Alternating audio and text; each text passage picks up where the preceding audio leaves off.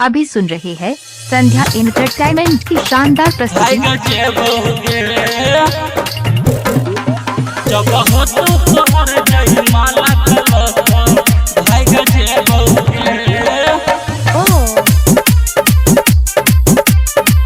भाई गजे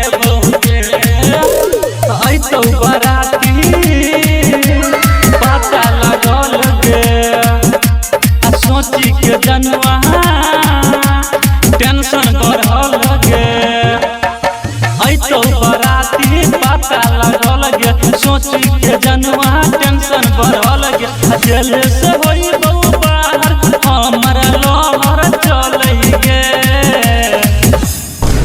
जब होई तो तोहर जय माला तलक भाई गजैबौ गे जब हो तो तोहर जय माला तलक भाई गजैबौ गे बुझली।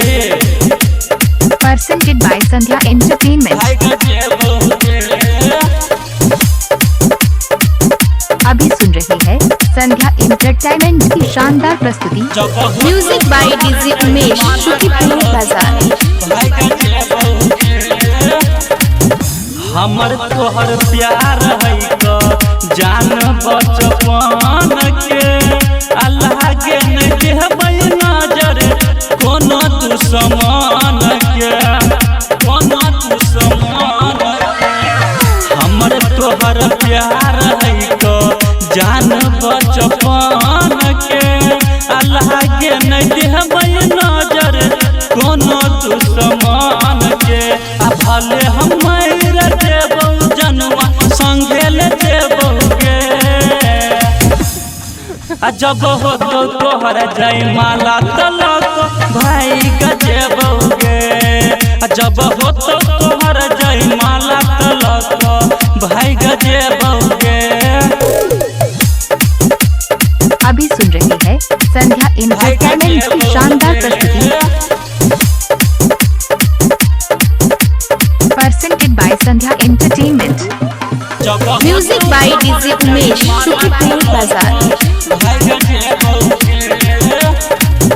तोरे जय माला में गिराई देबैला सगे रोशन यादव के लक अइबौ हम साथ गे अइबौ हम साथ गे तोरे जय माला में गिराई देबैला सगे रोशन यादव के लक एबै हम साथ गे घूरन यादव भैर देतौ बहरा नहीं पता लगतौ गे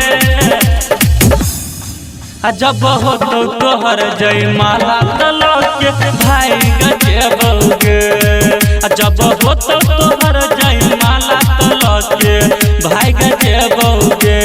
तैयार रहिएगा जान। यदि आप चाहते हैं संध्या एंटरटेनमेंट के सभी ऑडियो वीडियो देखें तो चैनल को सब्सक्राइब जरूर करें और बेल आइकन को दबाना ना भूलें।